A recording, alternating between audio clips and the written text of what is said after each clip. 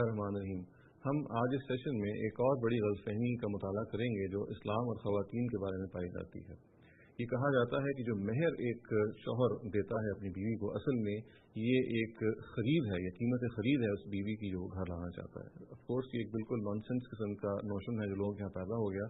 मेहर जब दिया जाता है तो इसका हरगिज़ ये मतलब नहीं है कि ये कोई खरीदनी फरोख्तनी कमोडिटी है जो वो घर लेके आ रहा है, बल्कि इस मेहर की एक खास सिग्निफिकेंस है, इसकी खास अहमियत है।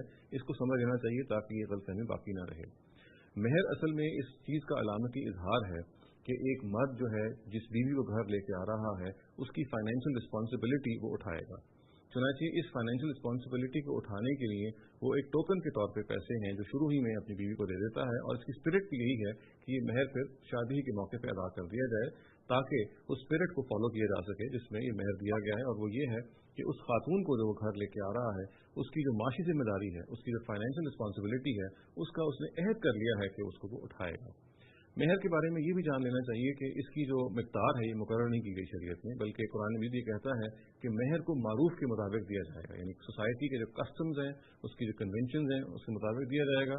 और ये कस्टम्स जो हैं और कन्वेंशन हर सोसाइटी की मुख्तलिफ हैं। ये कदीम सोसाइटियों की आज सोसाइटी से फ़र्क होगी और एक ही ज़माने की जो मुख्तलिफ सोसाइटीज़ हैं, मिसाल के तौर पर पाकिस्तान की सोसाइटी में और होगी, अफगानिस्तान की सोसाइटी में और हो सकता है। जो भी ये मारूफ होगा उसको फॉलो किया जाएगा। अलबत्ता ज़ाहिर है कि इस मारूफ को फॉलो करने में हम इस बात का लिहाज रखेंगे कि मर्द की फाइनेंशियल स्टेटस क्या है और वो खातून जिसको वो घर लेके आना चाहता है बतौर बीवी के, उसकी समाजी हैसियत क्या है। इसको सामने रख के ये मेहर का तयन किया जाएगा। और जैसा कि मैंने अर्ज़ किया, शरीयत ने इसकी कोई तादाद, कोई मिक़दार मुकर्रर नहीं की। और ये बात भी जान लेनी चाहिए कि जो आमतौर से कहा जाता है कि कोई शरई हक मेहर है, तो ये बात भी बिल्कुल ठीक नहीं है। हज़रत अली ने अगर हज़रत फ़ातिमा रज़ी अल्लाह तआला अन्हा को कोई हक मेहर दिया तो ये उस ज़माने की रवायात और उस ज़माने की कन्वेंशन के मुताबिक दिया जो उन्होंने फॉलो की। और ये बिल्कुल कतई है कि हम आज के दौर में जो हक मेहर देंगे उसकी जो मक़दार मुकर्रर करेंगे वो आज की कन्वेंशन के मुताबिक होगा। इसलिए कि कुरान मजीद ने हमें इसका पाबंद किया है कि हम मारूफ इन सोसाइटी के कस्टम के मुताबिक इस मेहर को दें। और मेहर की ये इंपॉर्टेंस इतनी ज़्यादा है कि एक मुकाम पे तो कुरान मजीद ने ये कहा कि अगर मर्द हजरात जो हैं एक यतीम की बहबूद के लिए उसकी माँ से शादी करते हैं, तब भी इस नोबल कॉज के लिए भी ये ज़रूरी, यानी वो ये ना समझें कि वो इस मामले में मेहर से कोई रूगर्दानी कर सकते हैं, मेहर वो अदा ना करें, बल्कि इस नोबल कॉज के लिए भी ज़रूरी है कि वो मेहर अदा करें, इल्ला ये कि वो खातून खुद उसका कुछ हिस्सा माफ़ कर दे।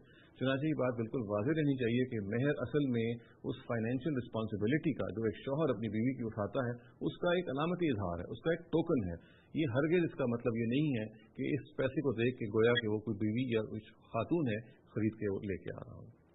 अक़ूलु क़ौली हाज़ा वस्तग़फ़िरुल्लाह ली व लकुम व लिस्साइरिल मुस्लिमीन वल मुस्लिमात।